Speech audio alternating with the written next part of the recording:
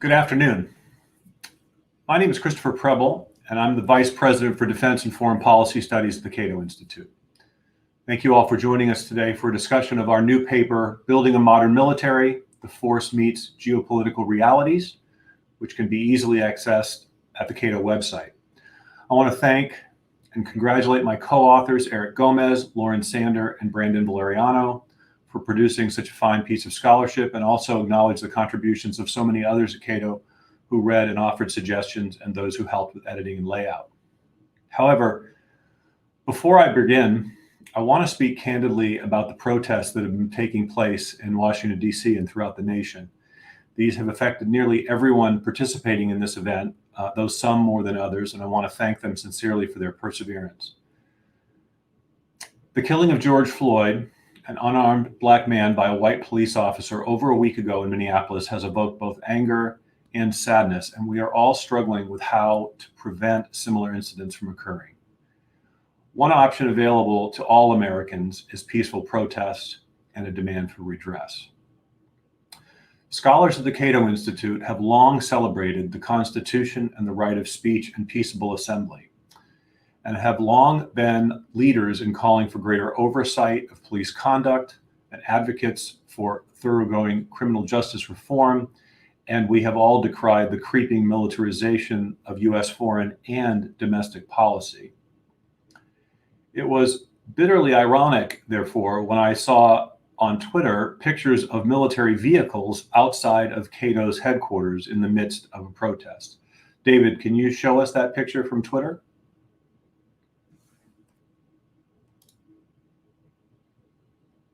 Thank you. So while we appreciate that people's thoughts may be elsewhere today, we decided to move forward with our forum because the underlying themes in our report of a need to reset America's foreign and defense policy priorities, to constrain the impulse to use force, and to emphasize the other instruments of American power and influence, these themes still resonate. And indeed, they resonate far beyond what we will discuss over the next few hours. As we explained in the preface, which we wrote about a month ago, was when we finished our preface, the clearest threats to public safety and political stability in the United States are very much evident and all around us. Just how demonstrations of force or foreign stability operations contribute to U.S. national security is particularly questionable at a time when a microscopic enemy has brought the entire world to a standstill. Now, we wrote that, of course, thinking of the coronavirus and COVID-19, the response to it, but I might add that had we written the preface in the last week, we would have also noted that civil unrest has laid bare the deep divisions within our country. We can and must heal these divisions before embarking on an ambitious program to reshape global politics. We urgently need nation building right here at home. And that begins with healing the deep divisions in our politics. This isn't the first time, however, that the United States has had to deal with such things, and while it was painful, we ultimately prevailed. I'm reminded of a speech from 1838 by a young politician from Illinois who noted America's fortunate circumstances. At what point, he asked, shall we expect the approach of danger? It would not come from some transatlantic military giant who stepped across the ocean and crush us at a blow. All the armies of Europe, Asia, and Africa combined, with all the treasure on the earth, he predicted, could not by force take a drink from the Ohio or make a track on the Blue Ridge in a trial of 1,000 years. But that didn't mean that there weren't grave threats to the Republic. Abraham Lincoln predicted, if danger ever approaches these United States, if it ever reach us, it must spring up amongst us. It cannot come from abroad. If destruction be our lot, he continued, we must ourselves be its author and finisher. As a nation of free men, we must live through all time or die by suicide. I was remembering that speech at a time when these deep divisions are so obvious to all of us. And I wanted to take a moment to remind us all of the need to heal these divisions. So I thank you for giving me this opportunity.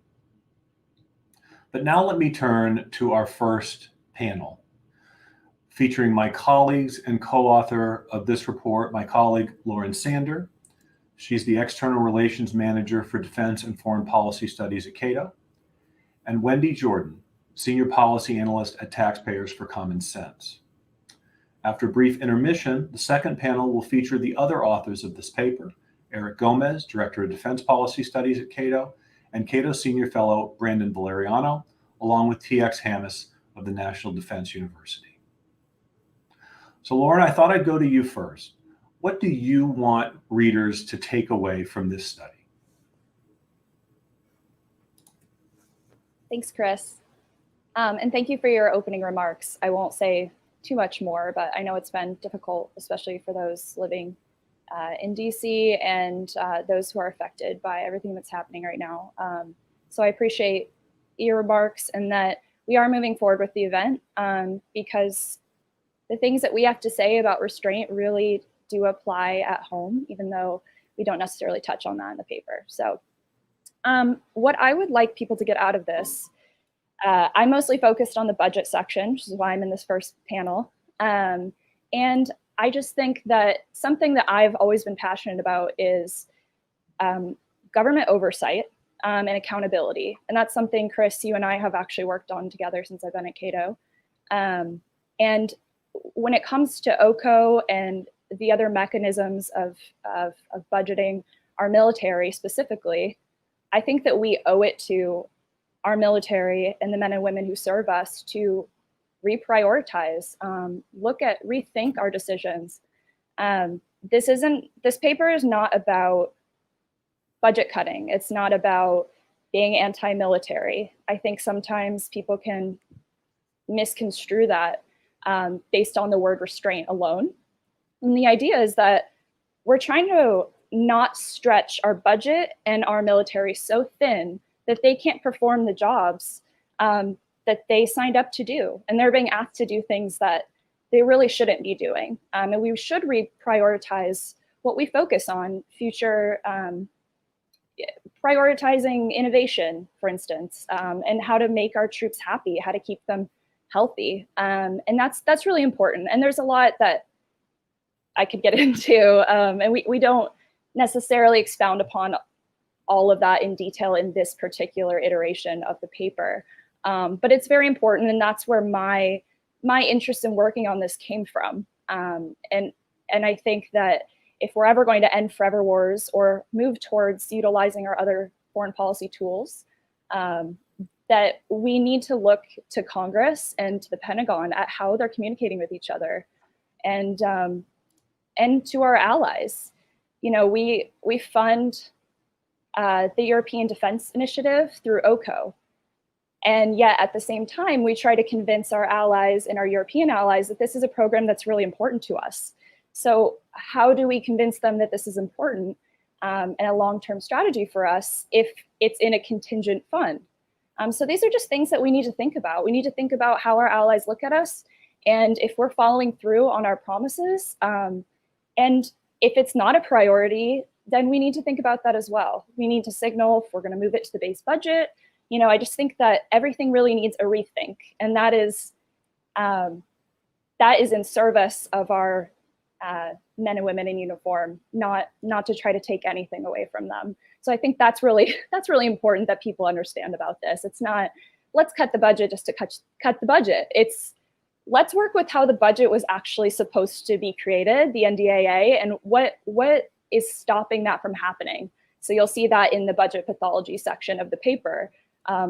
There are a lot of rules in place, and they are largely being ignored, which I'll get into later, and so will Wendy, I believe.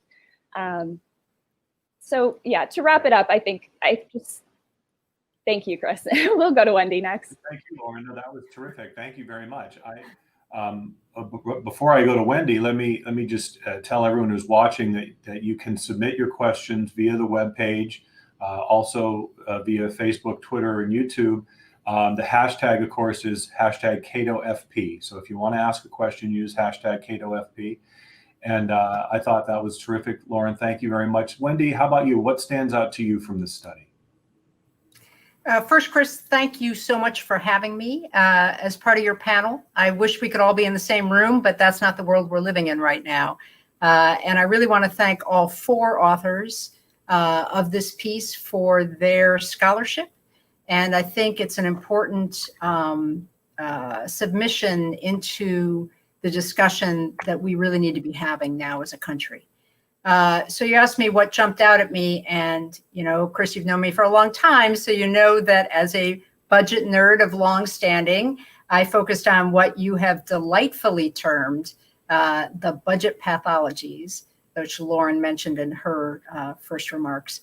I love that turn of phrase. I'm jealous that I didn't think of it first, and when I steal it, I'll be sure to give you guys credit for it. It's a great term. Congress not exercising its traditional powers of the purse that were granted by the Constitution, I consider to be the worst of the pathologies.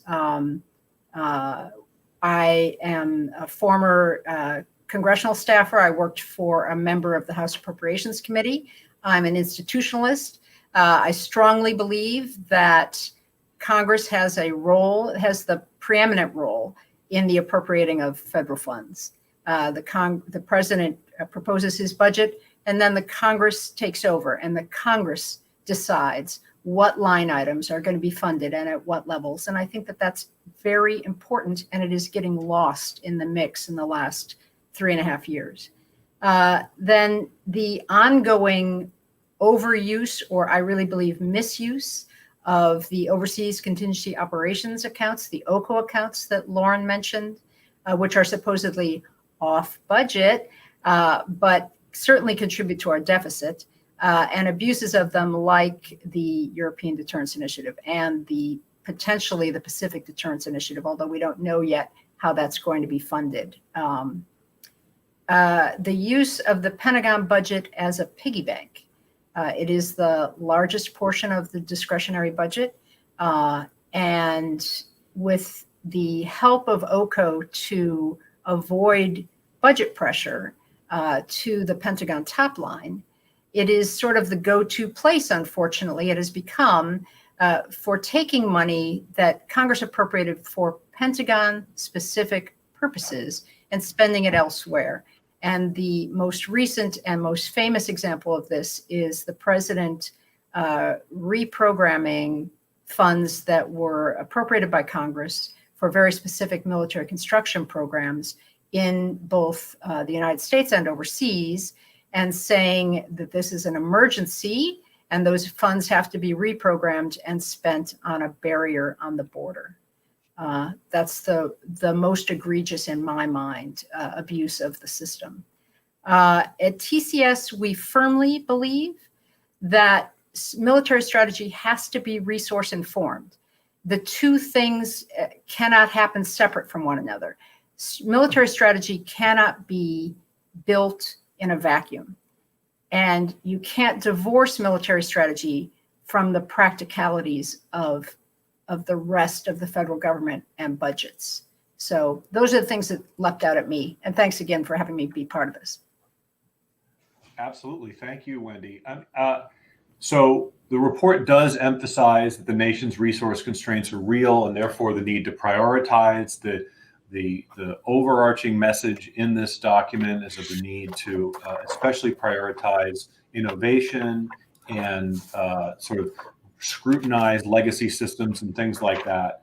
But I'm mindful that some people disagree with this argument, and I want to come back to that. So some people would argue that in a $20 trillion economy, we could easily sustain military budgets approaching $1 trillion by the middle of the decade. And it was your own work that had sort of documented that by the National Defense Strategy Commission's report, if we were to achieve what they said was necessary, a 3 to 5% real growth over 5 to 7 years, that's where we would be by the middle of the decade, close to $1 trillion.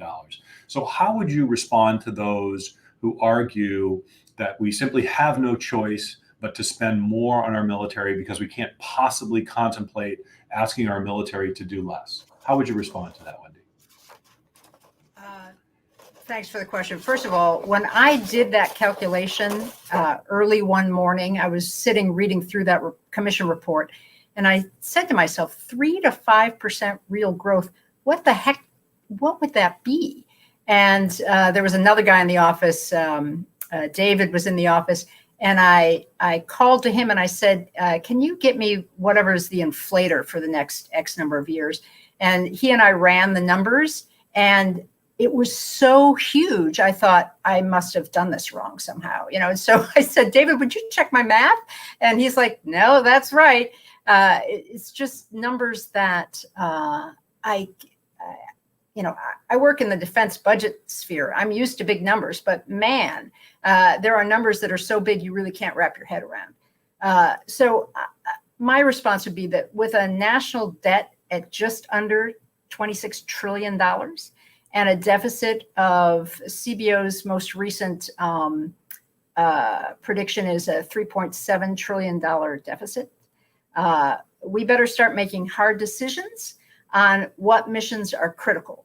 And, Chris, you and I have been around long enough to remember the old 2 major regional contingency strategy that we had to be ready for 2 major regional contingencies in different portions of the globe.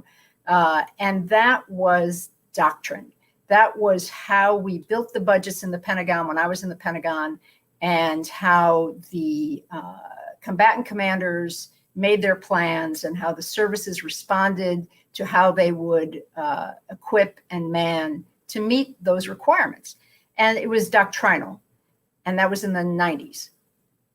Well, when was the last time you heard anybody talking about 2 MRCs? A long time ago. So doctrine can be adjusted. Doctrine should be adjusted. Strategy needs to be adjusted. And the world is changing. Strategy has to be agile. And we have to consider the rest of the responsibilities of the federal government, not just national security. Great, thank you. I have a few other questions myself teed up, but I wanted to call attention to Ed Backrack asked a question about conventional wisdom tells us that that defense is more cost effective than offense. And that preparing for contingencies is how we ensure that they don't occur. How do we balance threats? I will respond to Ed's question just out of the gate. One of the things that we did in this paper is we tried to reset expectations around the various threats that we are told to worry about. And again, we wrote most of this paper before the coronavirus came along, so we had to make some adjustments on the fly. But more importantly, how do we balance between offense and defense? How do we assess the most likely threats confronting us? And do we believe that the military is the best instrument for dealing with those threats? I'll let either you want to take that one.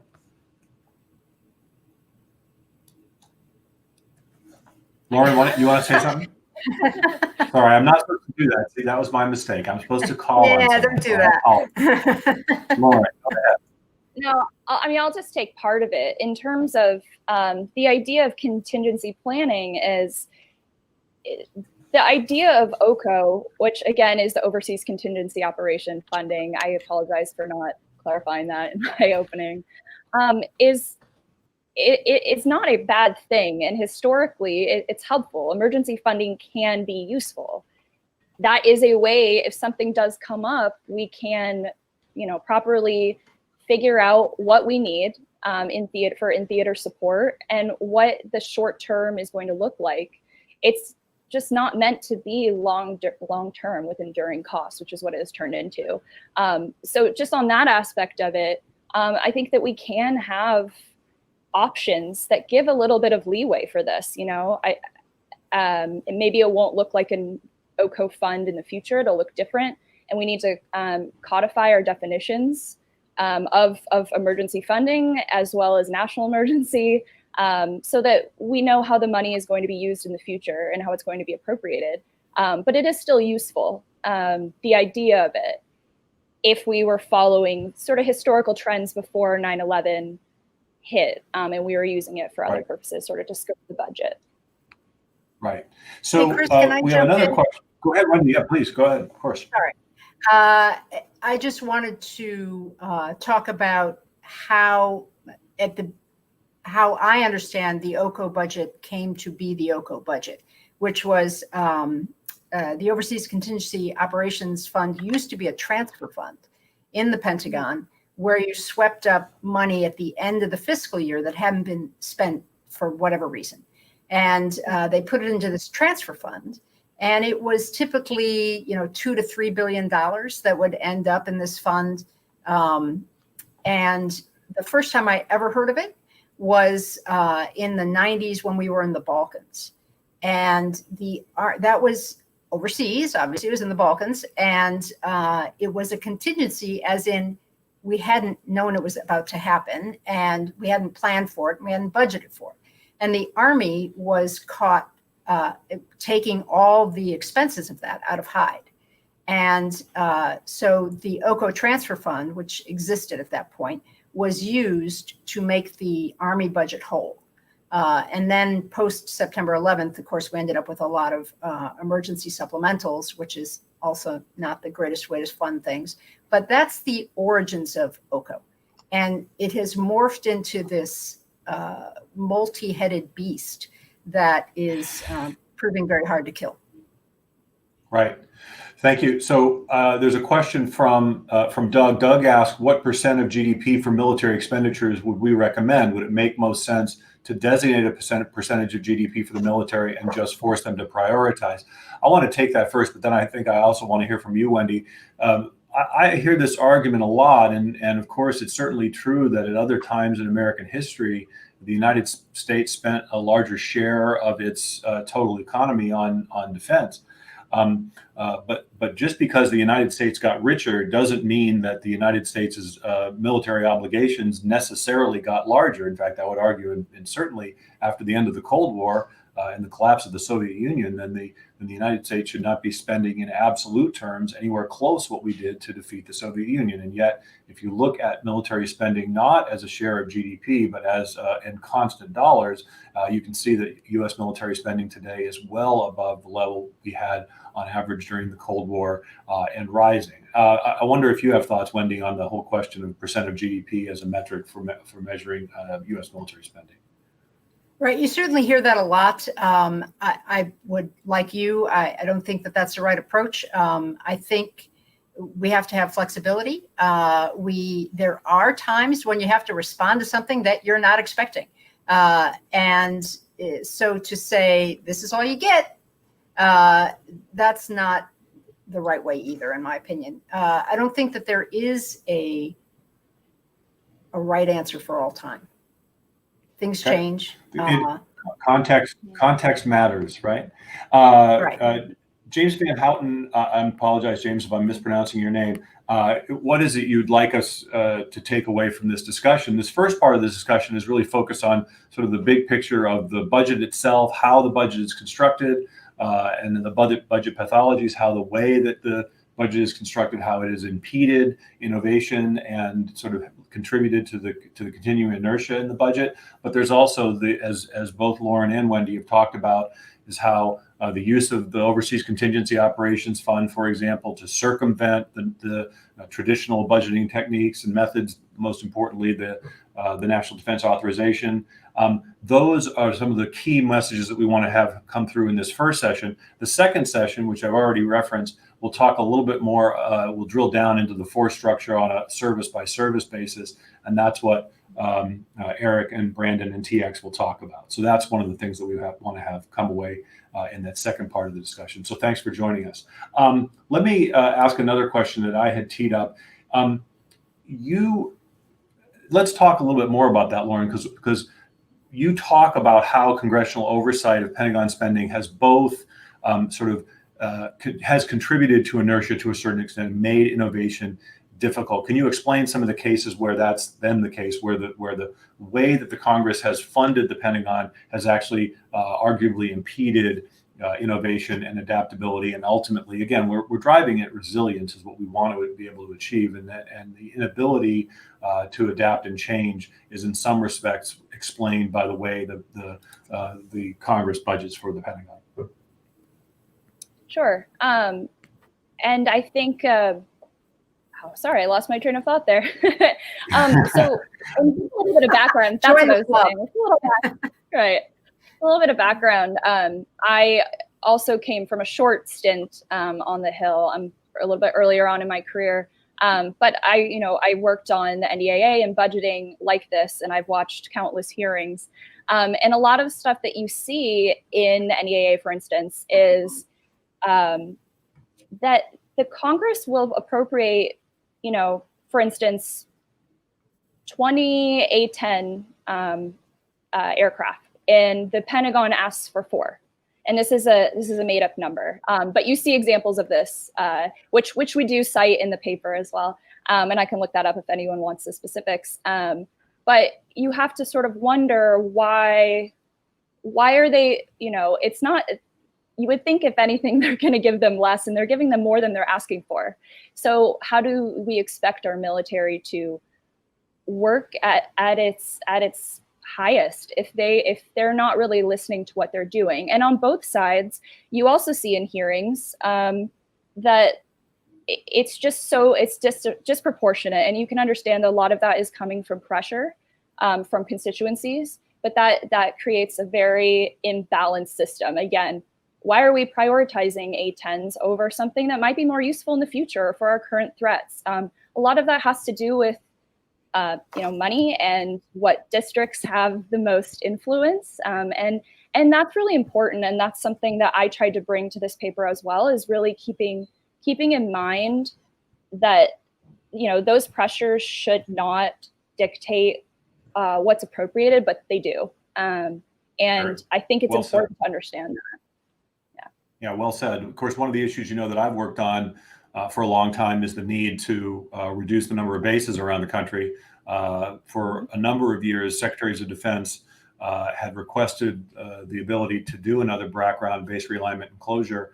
Ultimately, former Secretary Mattis just dropped the issue because it was obvious to him that Congress wasn't going to go along, even though my research shows that most military bases are converted to civilian uses fairly quickly, and some do very, very well, frankly, after they're moved from military matters to civilian for civilian use. But again, the pressures from constituencies can sometimes impede that sort of development. Another question I have, yes, go ahead.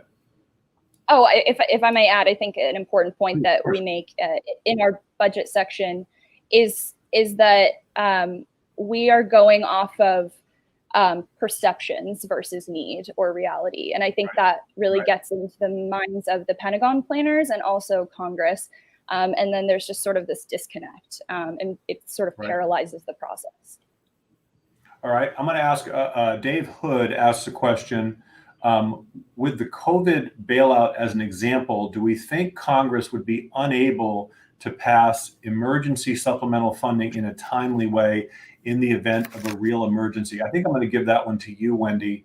And there's another question from Jacob Platt that I'll ask that. But do you believe that in the event of an actual emergency that we could pass supplemental funding quickly, or do you need to maintain this OCO slush fund for the unforeseen emergencies because we can't count on Congress to pass these things in a timely fashion? How would you respond to that, Wendy?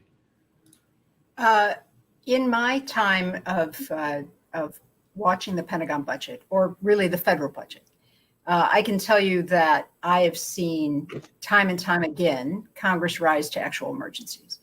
The first time I saw it was in the 80s when the Loma Prieta earthquake happened in San Francisco. And to put this in perspective on timing, my recollection is that Nancy Pelosi was a freshman member of Congress when that happened, and she was on the Appropriations Committee, as was my boss. My boss was a Republican member of the Appropriations Committee. And Ms. Pelosi came into full committee markup with a plan on what was needed to respond to the emergency of the earthquake in San Francisco, and it was marked up and passed within days. So yes, Congress can respond to emergencies. We did that obviously post September 11th, 2001. In my view, we continued with emergency supplementals way too long. I mean, you can't do that for years. Presumably, after about 2 years of being at war, we were pretty sure we were going to be at war the next year. So we shouldn't have been funding those out of supplementals. But yes, Congress can respond to emergencies. Great, thank you. Jacob Plott asks, your paper mentions the cost of Navy maintenance relative to the expansion of the fleet as proposed by the administration. He says, by failing to keep pace with the infrastructure necessary to support the Navy, are we not digging a rapidly deepening hole while pursuing an expanded surface fleet? So selfishly, I'll take this question. As some of you know, I used to serve in the Navy. I still have a very keen interest in the Navy. I think there were several occasions in writing this paper where we wondered, where is the force structure assessment? Where is the force structure assessment? There were rumors that we were going to have one, and the number 355 ships was out there, but there were rumors that perhaps Navy officials and the Pentagon itself was backing away a little bit or proposing to back away from the 355 ship target. I think Jacob's question is exactly the right one. If we are unable to maintain the existing infrastructure, and also equally important, we talk about this, the importance of training the crews. If we are not able to maintain training at a very, very high level, then it doesn't make sense to grow the number of ships. And I think we, in the section on the Navy, we push back on that argument a little bit. We don't believe that the 355 requirement, ship requirement is that at all. It's a goal, it's a desire, but requirements adjust all the time. And so I do think that there's a danger of as Jacob, you said, digging a deepening hole by just growing the size of the fleet. Chris Calvin asks, do you think 2 decades of activist foreign policy and maintaining a lengthy war footing affects domestic policy militarization? If so, how? I showed the picture from Twitter of how surplus military vehicles are being used in the streets of Washington, D.C., and this is something that Cato scholars have been writing about and talking about for a very, very long time. But Lauren, you've had an ability, I guess, or the misfortune of seeing this even closer than I have over the last week and a half. Do you have any thoughts on this? Does the militarization of our foreign policy affect our domestic policy? I think so, and we've seen some articles come out about this with some of our colleagues as well, and some of the trends that you see, and it's pretty scary, especially living in DC. And also, I've spent a lot of my life as a bit of a social justice warrior, and I've walked the streets of El Salvador, technically years after unrest, and you see police officers everywhere and armed police officers, and the idea of that happening here is very scary. And I think it has a lot to do with our constant militarized foreign policy and the idea that we need to use our military for everything. And now the idea that we need to use our military for protests is terrifying. It makes me think of Bahrain and other countries who the immediate idea is to use them to quell any sort of protest. And I think it has a lot to do with our overuse of the military. And again, asking them to do things they're not supposed to do. That is what we recommend in this paper, is we should utilize our diplomatic efforts, utilize other foreign policy tools that is not the military. That's just not what they were designed to do. And it's scary to see things escalating this way. Right, thank you. As many folks know, I wrote a book called The Power Problem many years ago, and the old saying goes, when you have a really big hammer, everything looks like a nail. And I think we see that play out pretty well. I'm going to give this one to you, Wendy. This is a question from Noah Stevens. Noah asks, it's obvious that the budget suffers from bloat, but what areas of the defense budget, if any, deserve more investment or resources? In other words, what are we currently undervaluing within the defense budget as a share of its resources? Do you have thoughts on that? I do, actually. I think that, and this is not a hugely popular opinion, the greatest area increase of the costs of the Pentagon is in personnel functions and healthcare costs and retirement costs.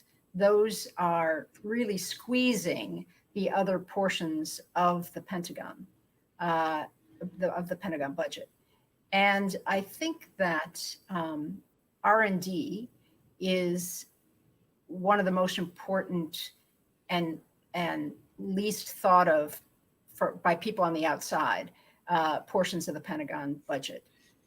If you're not pursuing robust research and development in the issues that we're going to be facing in the future, then you're really missing the boat.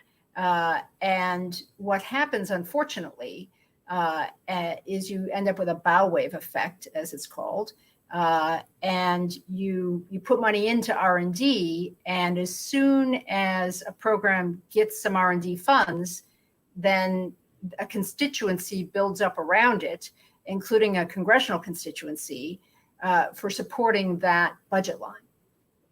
So funding R&D brings with it its own problems, because everybody wants their R&D program to transition into a procurement program. And of course, if you're doing R&D correctly, not everything's going to end up being procured. So I would say I'd like to see more emphasis on long-range R&D. Right. Thank you very much. So we've got a couple good questions from anonymous viewers, and it gives me an opportunity to emphasize that Building a Modern Military is the first paper that Cato has published in some time on defense policy, but we're hoping for this to be a regular event, an annual event, and we could not possibly cover all of the topics that we wanted to in this report, even though it is quite lengthy. So one of the questions from anonymous viewers is, does our analysis address the efficacy of spending on military service academies? No, we do not, but that is something that certainly could be discussed, both the service academies and professional military education at the various war colleges. So that's something that's, I'm glad, whoever asked that question, I'm glad that you did. We'd like to address that. We have a little bit less than 10 minutes left. If you do want to ask a question, remember to use the hashtag CatoFP at Facebook, Twitter, on YouTube, or via the website. Let me go to another question. We've certainly had instances where things have occurred that have, and one of the questions actually that was about, once upon a time we used to have a lot of horses in the cavalry, and there was a horse cavalry until 1944. So it takes us a long time for doctrine to catch up to technology.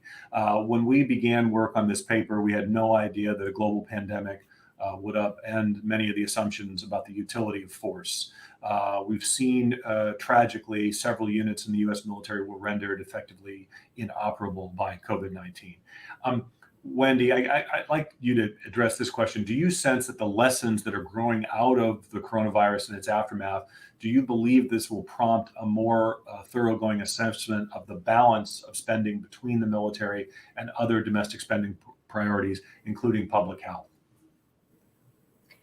I certainly know from my own time in the Pentagon, actually one of my job titles when I worked for the Secretary of the Navy was I was the senior advisor for long-range planning, as I recall. And so this was the world in which I was immersed for not a terribly long time, but long enough to know that there are people in the Pentagon right now, smart people, smarter than me, who are thinking about exactly that question. How can the Pentagon both respond and prepare for the new future? Or I guess that's the future, not the new future. But I would say that the problem is really not in the Pentagon. Smart people trying to do the right thing and planning for the future. I would say where a lot of this gets muddled is in the hand-to-hand combat that is the interagency process. That's part of how our government works. But I know firsthand a lot of excellent ideas leave the Pentagon and never survive the interagency process and the National Security Council. Right. So, right. Lauren, here's another question. You know, you and I had worked on this paper along with Eric and Brandon for some time. What, in your opinion, changed the most over the course of the research and writing? And was the paper that we published like what you expected it would be at the beginning? Definitely not, to answer your last question.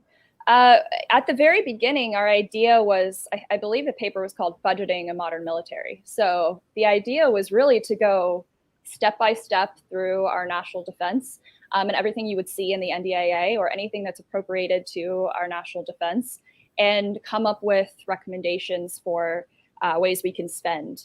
And it really evolved pretty quickly into more of a bigger picture, grand strategy paper. And I'm kind of glad that it did. We had a lot of discussions about how this paper would look.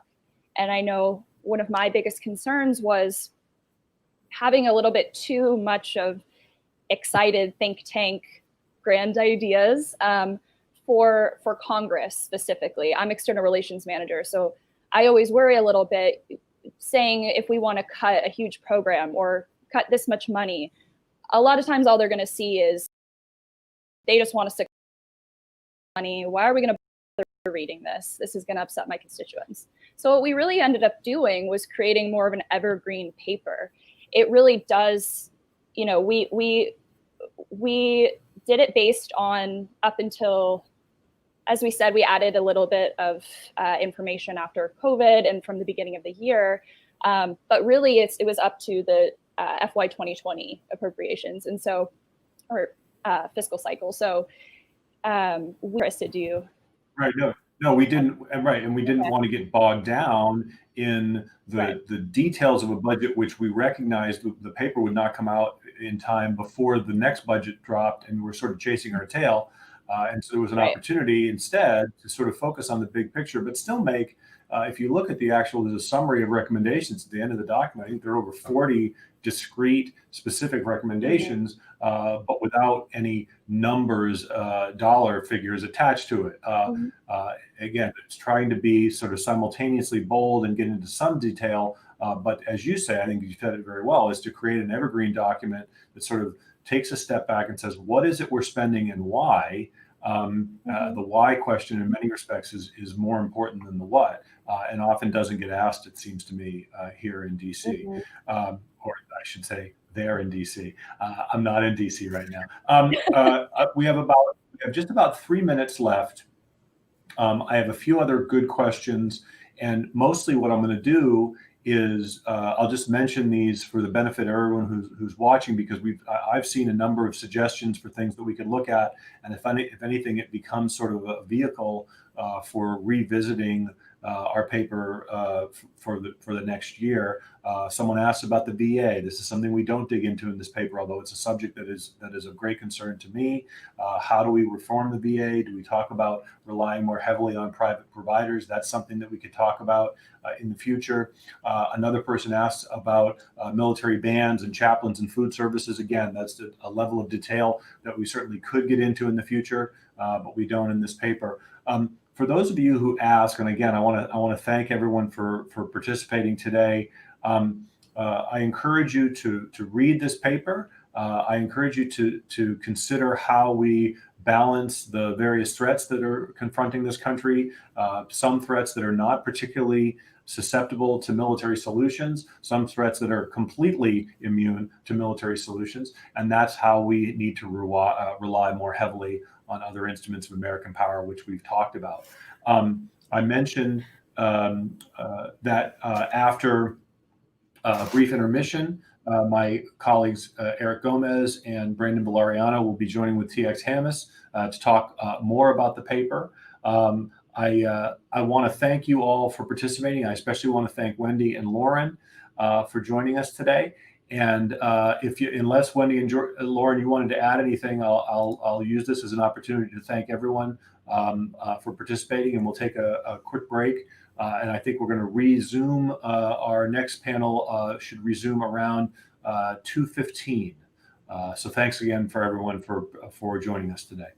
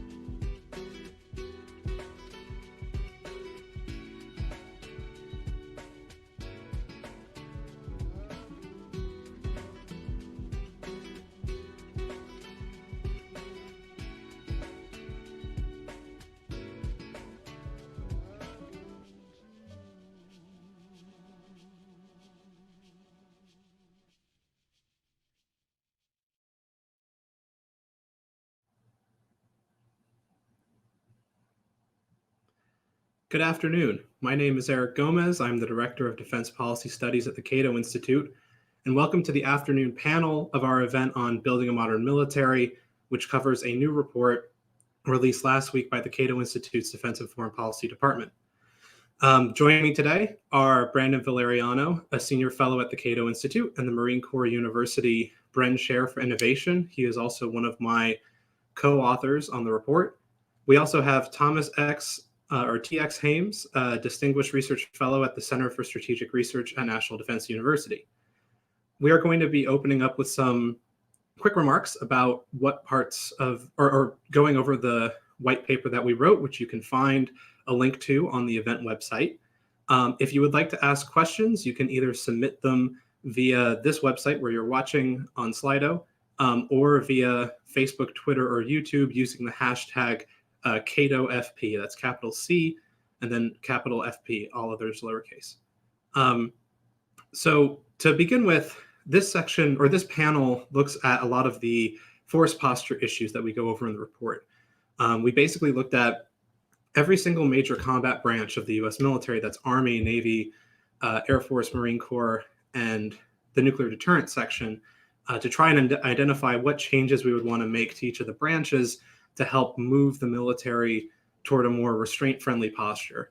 The section that I wrote was the section on the future of strategic deterrence, which looks at how the United States thinks about strategic threats, namely nuclear threats, and what changes we might make to help reduce spending, and also to right-size the force in an era of sort of new COVID-19 budget realities.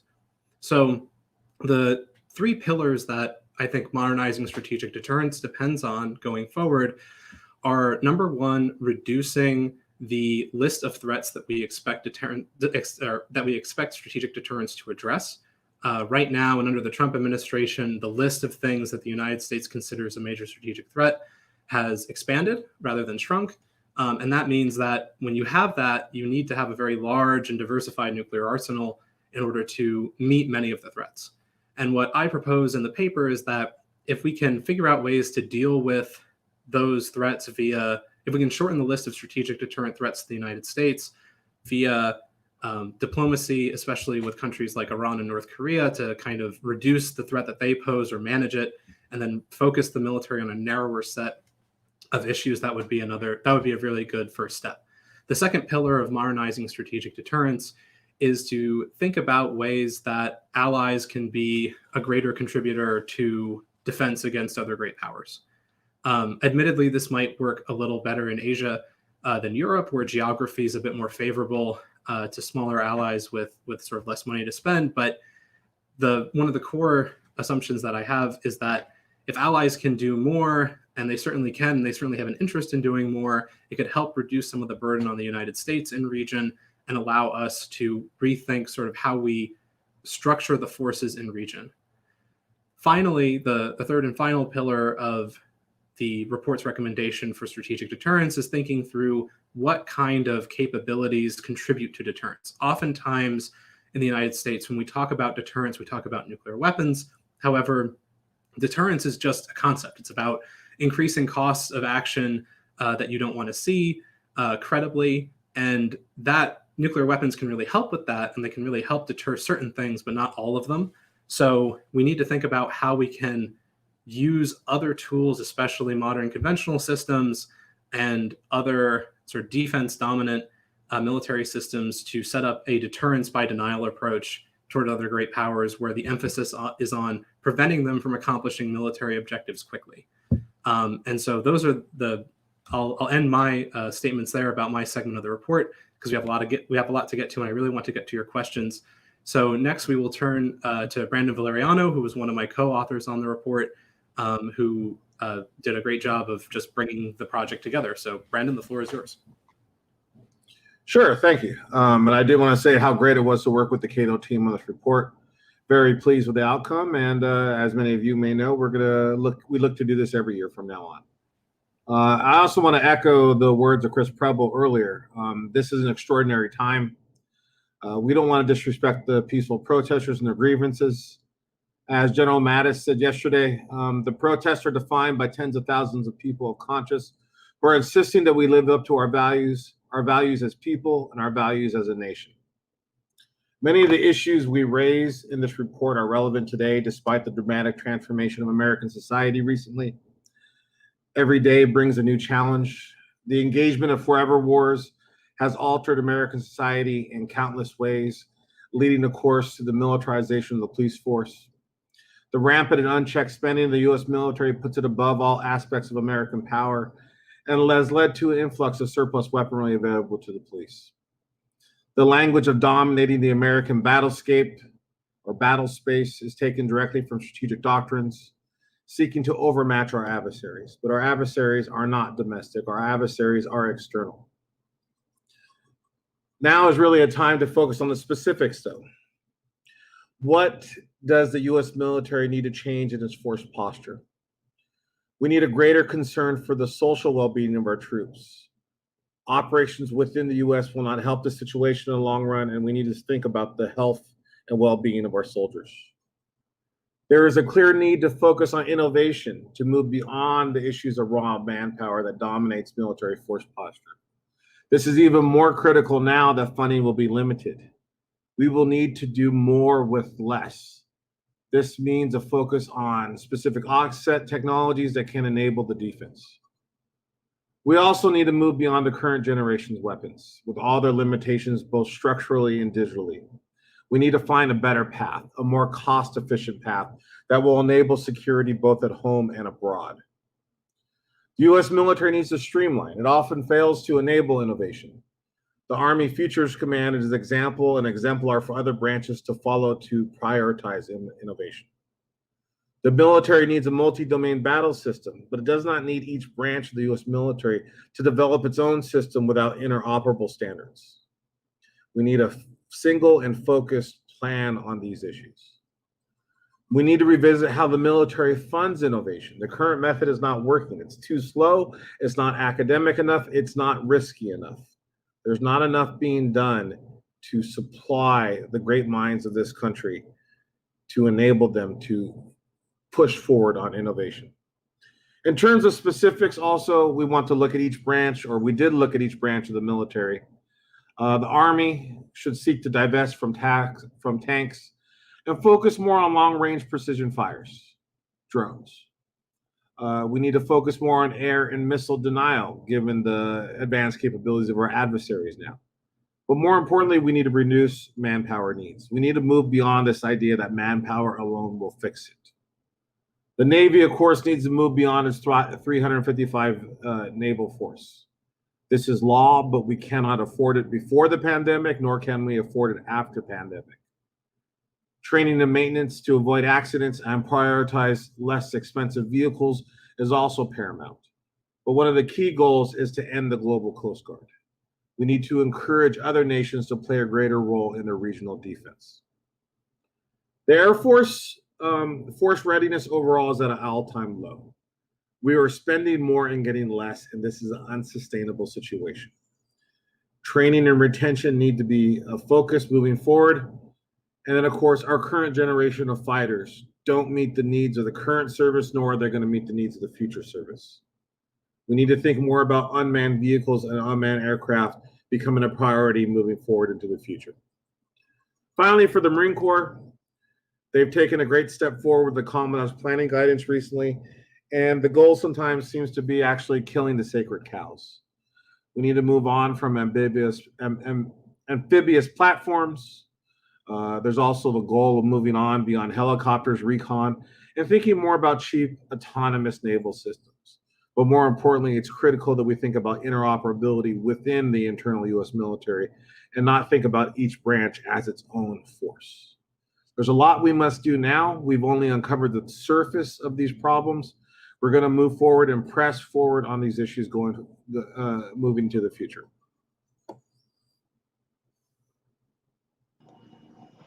Okay, I'm going to address the things I agreed, kind of an outsider, looking at the paper, address what I agreed with and a couple of minor disagreements.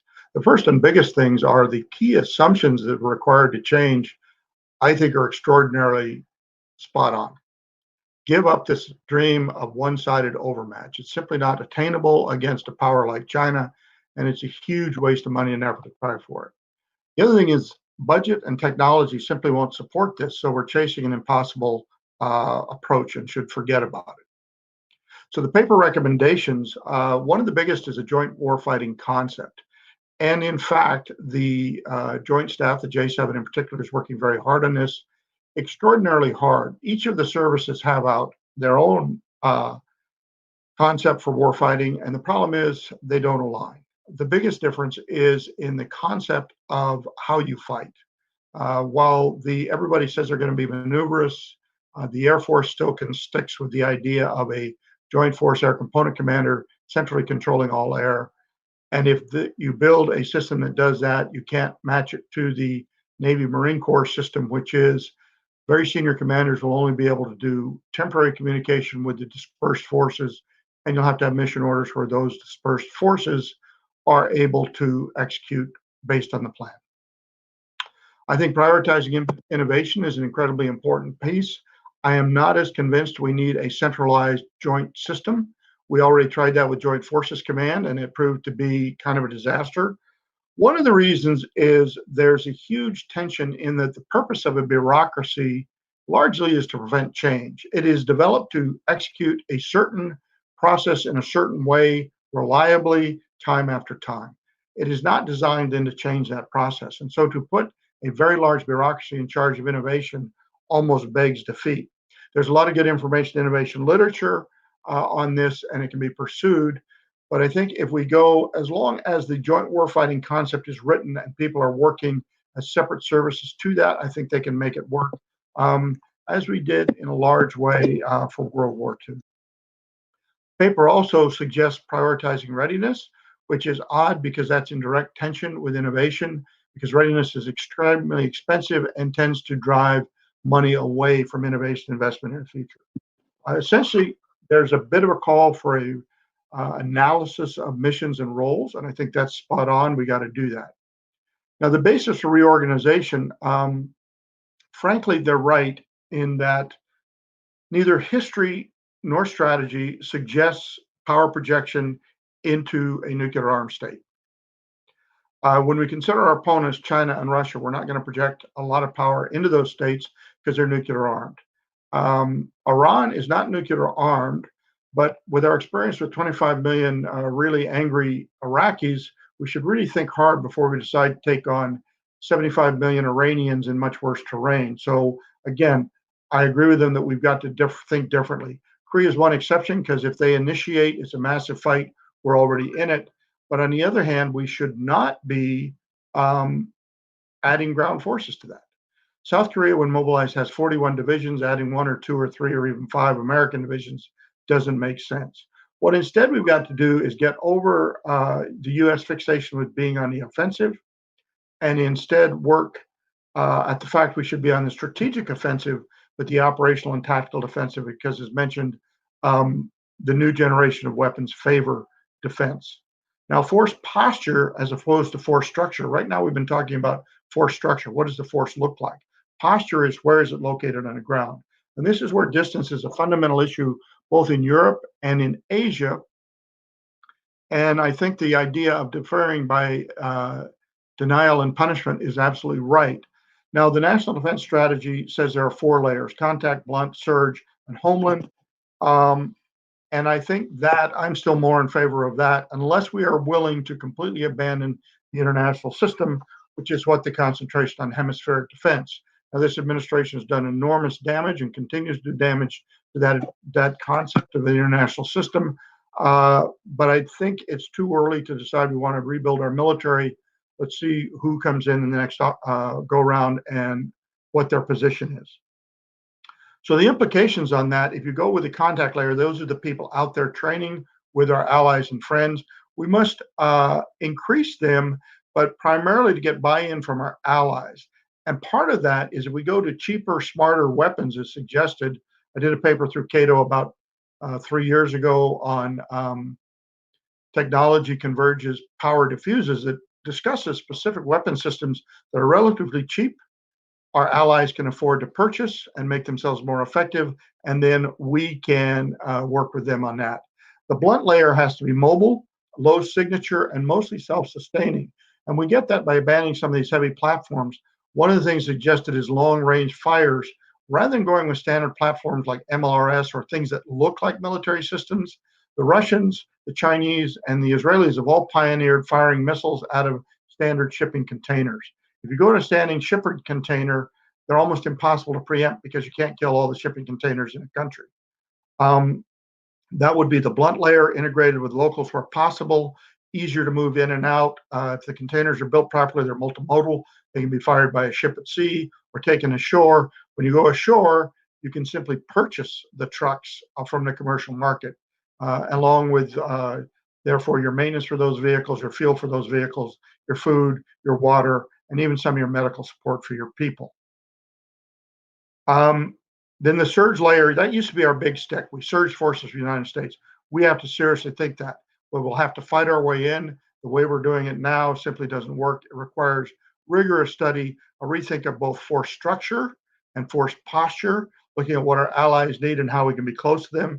And a new one is the homeland layer. We actually have to think about defending ourselves, not just nuclear weapons or ballistic weapons, but also things like cruise missiles, launch-stop merchant ships can threaten all U.S. facilities. This is a good place for our legacy system. I've been an opponent of the F-35 as being too short-ranged and requiring airfields, but since we've bought them, they can find a role in defense. One of the most important things the paper says is op-tempo is a choice. We don't need to be everywhere all the time. Therefore, reduce that tempo. By reducing tempo, you allow yourself to train for major conflict, and at the same time, you get well. I'm not going to discuss the individual systems, as have already been discussed, or individual services, and we'll now go, I guess, to Q&A. All right, excellent. Thank you very much, TX. I'm glad that you found a lot to agree with, even if you didn't quite agree with everything, but that's good. So we're going to move into Q&A now. I have a lot of good questions here, a couple of which are holdovers from the first session that would be more appropriate for us to address in this session. For the first question, and I'd like Brandon Valeriano to begin answering it. It's from an anonymous person coming in through our website, and it says, regarding the suggestion of using other foreign policy tools, what is your perspective regarding the utilization of offensive cyberspace operations as a means of deterrence and possibly foreign policy? Brandon, I know that you've written a Cato Institute PA about cyber issues. We don't get too much into cyber in this report, but I know it's something that I think we're going to be producing a lot more work on in the future. So Brandon, if you could answer. Oh, and before you do, real quick, for anyone who wants to ask a question, you can submit one either through the tool on the event website, or if you're watching on social media, through the hashtag CatoFP. So Brandon, the floor is yours. I feel this one is a bit unfair, and as someone taught me a softball here, I don't know.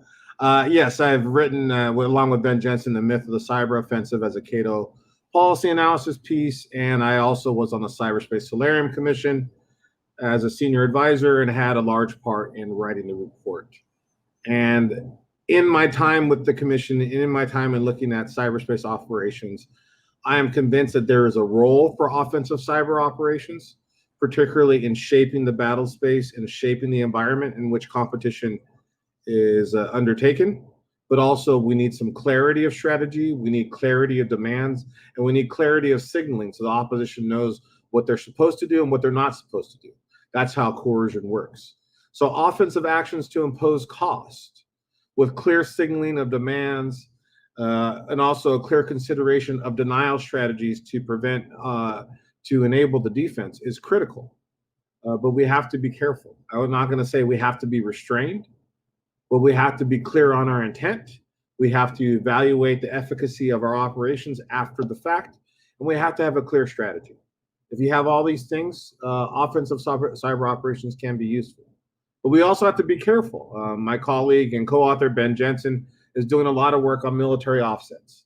And he finds historically that military offsets, new technologies are supposed to alter the battle space, often lead states into war and bring about more security problems given the way that states handle these new weapons. So this is a dangerous concern, and we have to be careful with how the U.S. military leverages coercion in the modern system moving forward. Excellent. Our next question is from Matt Gillespie on Facebook, who asks, what do you think of the Army's establishment of the Futures Command to address both short and long-range R&D? I will say that Futures Command issues is something that we talk about at length in this paper. So I think to ask that, first we'll start with TX, but what do you think about this concept of Futures Commands and having them maybe even for more services in order to keep on expanding R&D? Well, then this comes to that fundamental tension between what bureaucracies are designed to do and asking them to innovate.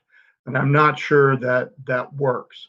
If you look at Millett and Murray's work on innovation in the interwar period, it's generally not a big centralized bureaucracy that changes how it fights. What combines is innovation combined with new technology, senior officer who provides cover, like Moffett was chief of naval air for I think 6 or 8 years, and he provided cover, and then a way to bring in mid-level officers to provide that sustainment.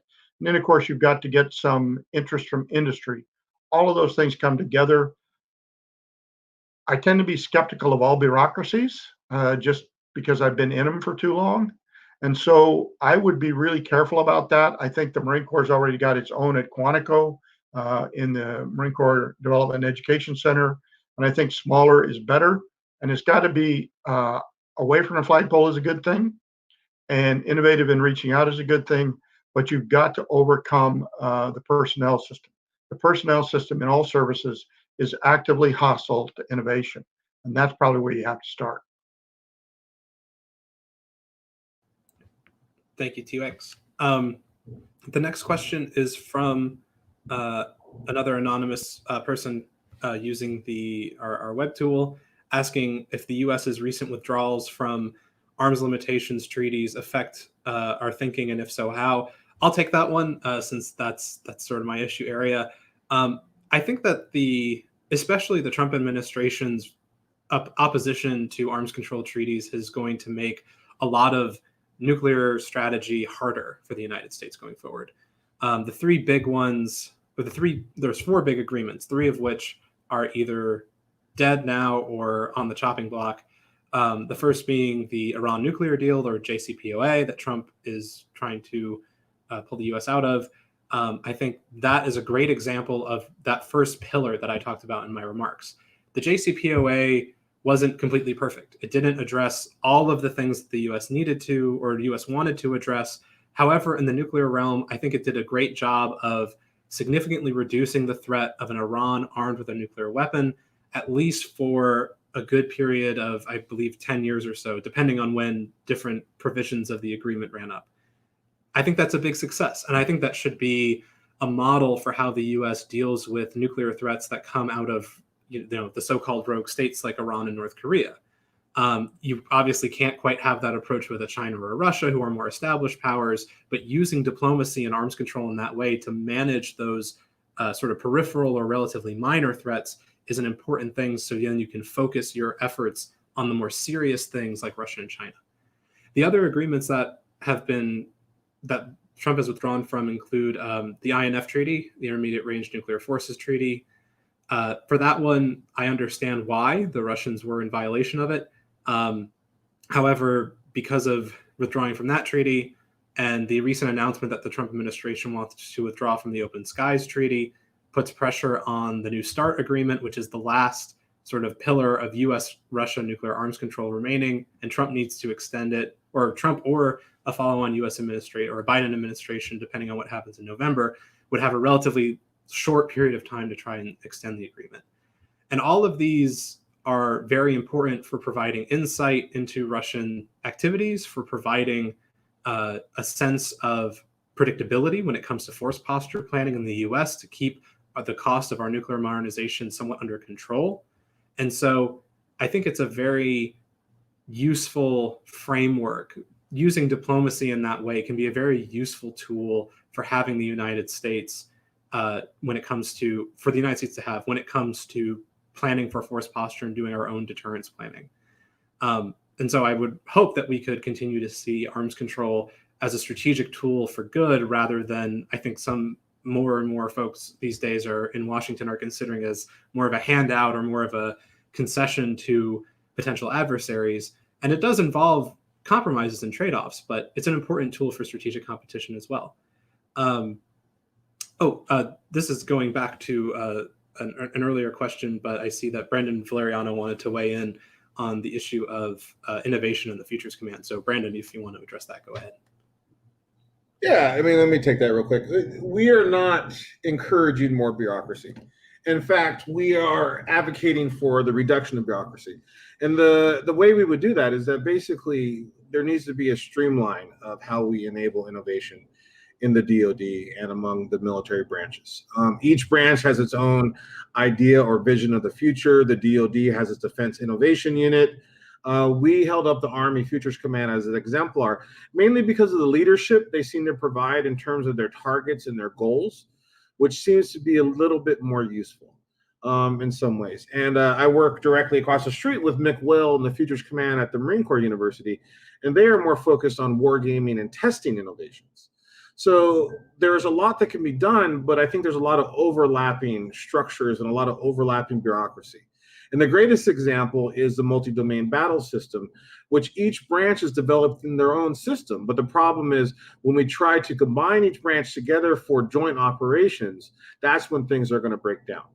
We are spending too much on innovation because we're not streamlining how we think about innovation. We're spending too much about innovation because there's too much bureaucracy. There's too much red tape. That's why we also highlighted the Kessel Run initiative in the Air Force, which is supposed to streamline impossible tasks in a short period of time. I know there's some debate about the Star Wars reference, but that's the basic idea. And that's what we want to encourage, streamlining and avoiding bureaucracy. Thank you, Brandon. TX, I wanted to ask you a question about the role of unmanned systems in the force posture of the future. Like you mentioned, you wrote a really great report for us several years ago. It was actually one of the sort of first major PAs that I had the pleasure of sort of doing final copy editing on when I came to Cato many years ago. So it's near and dear to my heart. What kind of role do you see unmanned systems playing in the military posture of the future?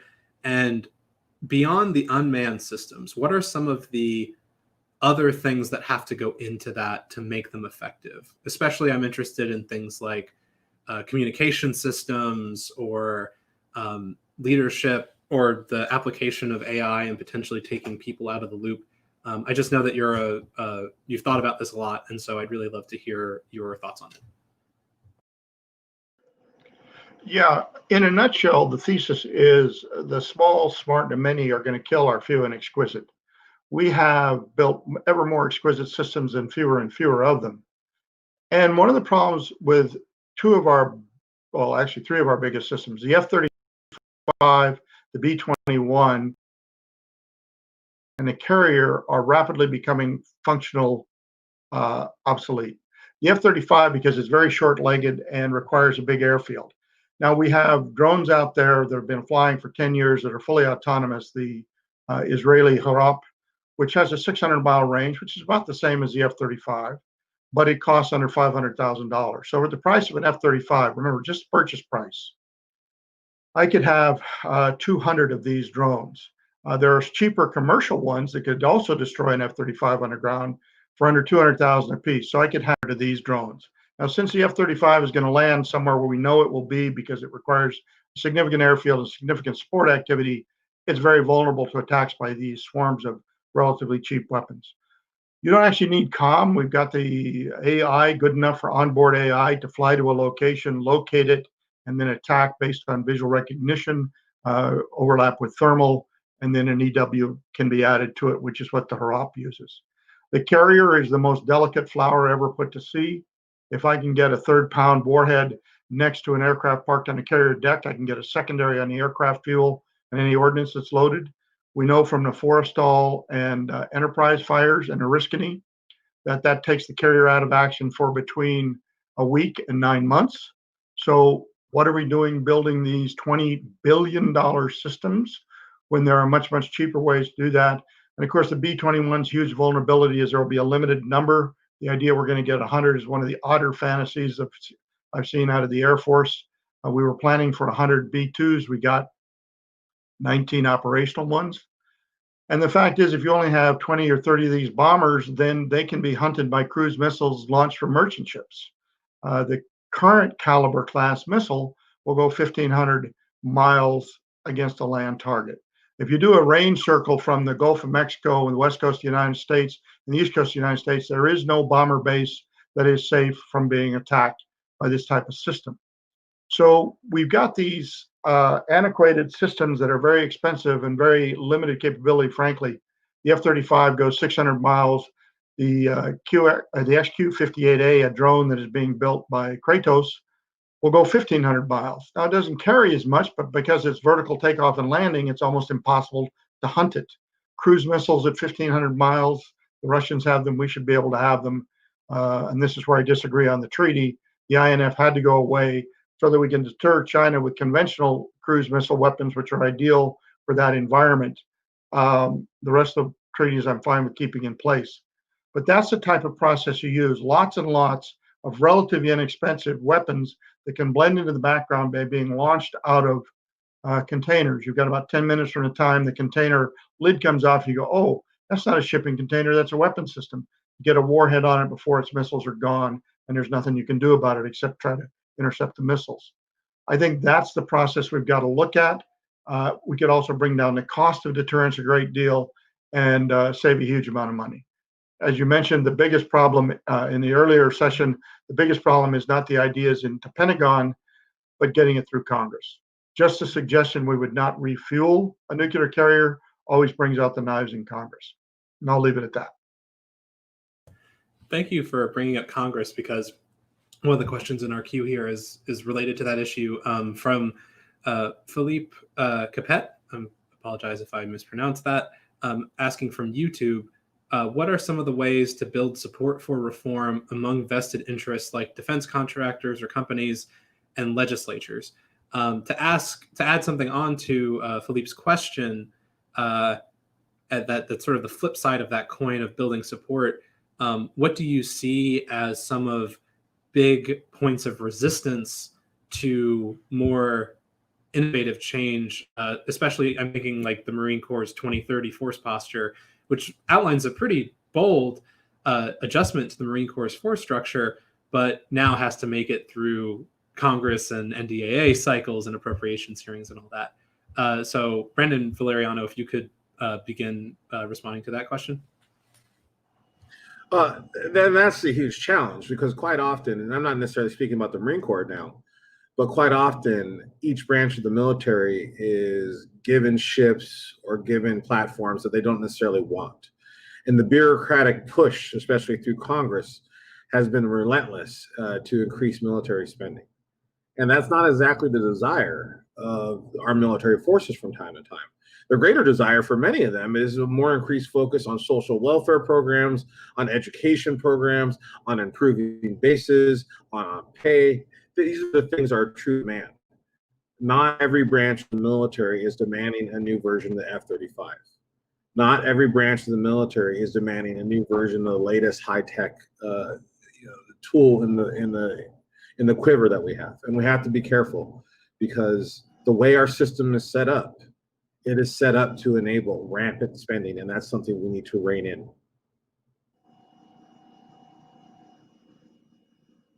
Thank you. TX, did you have anything you wanted to add on this? Yeah, I think the key is it's going to come out of Congress.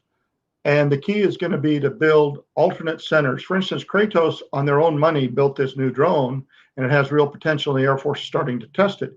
So you start to build a coalition of Congress people around that, senators and representatives who have a vested interest in those systems. As you move to 3D printing, there are centers of excellence 3D printing, North Carolina, Pittsburgh, Colorado, where there are not big defense industries. These could create alternative pressure to provide investment. And then you go to the historical pattern with new technologies and new concepts. And normally It starts out as a helper to the existing system, then it becomes a full partner and then a replacement. The airplane first started spotting over the horizon to find the enemy fleet for the battleship. By the mid-1930s, it was an equal partner. And then by 1942, it had completely replaced the battleship as the main weapon. We see that happening with aerial drones now. Drones are essentially a cruise missile is a drone. When you look at it, we no longer send manned aircraft into high-risk areas. We send cruise missiles. Drones do the long-term surveillance in low-risk environments. So we're beginning to see this transition. You've got to pick the areas where the transition is succeeding, build a political coalition around it, and try to make it work. As far as who are the opponents, obviously the current manufacturers. Lockheed Martin doesn't like this stuff much. The big shipbuilding people won't like doing away with carriers, etc. So you've got to build against a very powerful coalition there. And then within the services, there will be the normal resistance. Military leaders are inherently conservative because they're risking lives when they try something new. But it'll take time and it'll take experiments and then a well-laid, well-argued display followed by lots and lots of field exercises to prove this stuff works. Thank you. I'll add some observations that I've had. So when I came to Cato about 5 years ago, I started there in August 2015. It has been a very remarkable experience to see how many other folks in DC, including among think tanks or academic institutions or even on the Hill, sort of shift some of their perspectives and some of their rhetoric about foreign policy and military policy towards things that Cato has been saying, or scholars at Cato have been saying for a very long time. It's been very heartening. And I hope that this project can help us keep building on that by saying, all right, look, we're going to take a look at this in terms of sort of branch by branch, try and lay out this idea of operationalizing restraint, kind of taking the discussions that we've traditionally had at the 30,000 foot level and bringing them a bit down closer to the ground and talk about what are things you can actually fund or what the things are you could actually do rather than just what things you shouldn't. So that's been a very promising development. And I think that when it comes to convincing legislators, especially of the value of making these kinds of changes, I think that is going to be an important piece, that just the ideas about restraint have started to gain some more popularity in the American political system over the last several years. And also that COVID-19 and the sort of economic and budgetary effects of that might also present an opportunity or a period for Congress to really evaluate what to prioritize.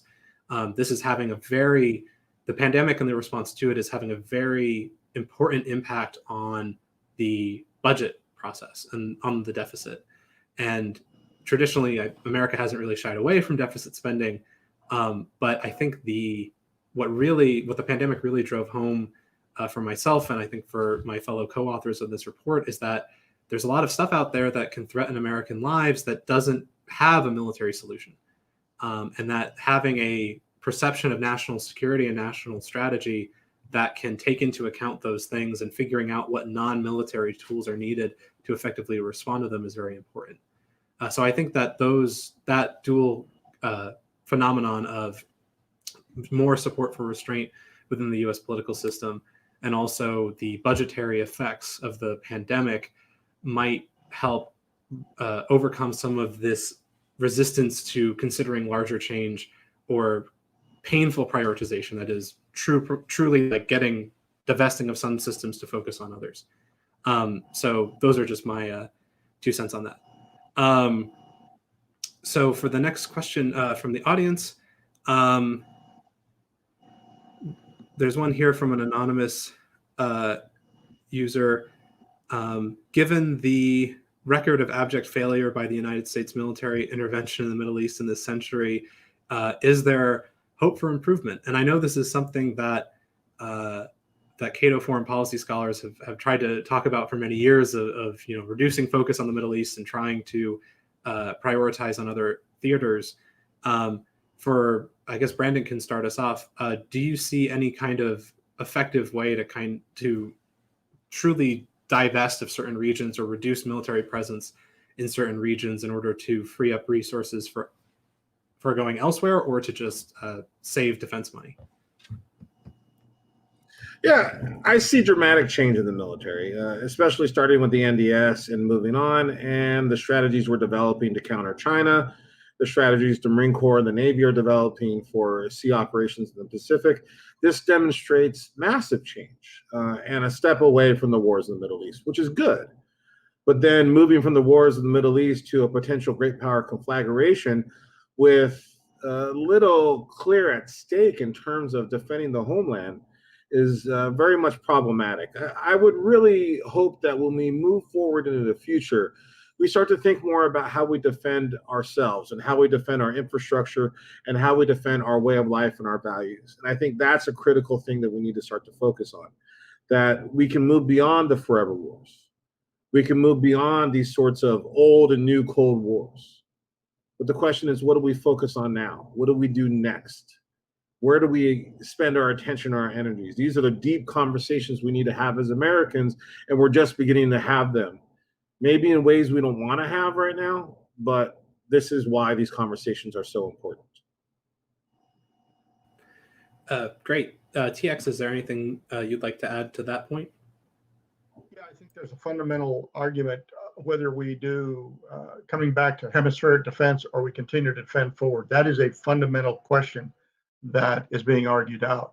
One of the things that we're overlooking is that deglobalization had actually already started before COVID. If you look at trade statistics, if you look at where things are made, what services, where they're produced, and even the flow of money globally had decreased quite significantly starting in about 2010. Of course, money in 2008. That is a long-term trend that I've written about. COVID is going to increase that. The problem that is as the U.S. moves manufacturing onshore, moves services onshore, we're already energy independent effectively. There's some problems with the refining capacity and food independent. Then more and more Americans are going to say, we don't want to be in the world anymore. We're just tired of doing that. I've got schools in my home county that need fixing. I don't need to build any schools in Iraq or Afghanistan. So that is a political pressure that I think a lot of the debate is overlooking. As we become more independent and less globalized, more regionalized, there is going to be a significant, I think, grassroots push for that approach. Whether you think it's right or not, you have to be aware that it's there, and I think will be growing. All right, thank you very much. So we only have a couple minutes left in the broadcast. So I think for the sake of time, I'm just going to move into some closing statements.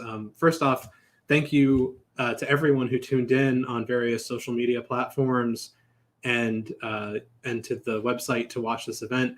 We really appreciate you sticking around for both sessions. I encourage you to read the report. There's a lot in it that the two panels were not quite able to get to because of just the time restriction and the raw sort of size of the undertaking. And I think that, as you know, somewhat selfishly as the new director of defense policy studies here at Cato, this is the start of a lot more work. We are going to be doing at Cato Defense and Foreign Policy. I think we're going to be doing a lot more in this sort of space. I myself am very interested in that idea I mentioned earlier of trying to operationalize restraint, and this is a good first cut at that. And I'm looking forward to continuing that sort of line of work with folks like Brandon and Lauren and other outside contributors to the Cato Institute. There is a definite shift, like I said earlier, in the discussion about foreign policy options and about military options in this country.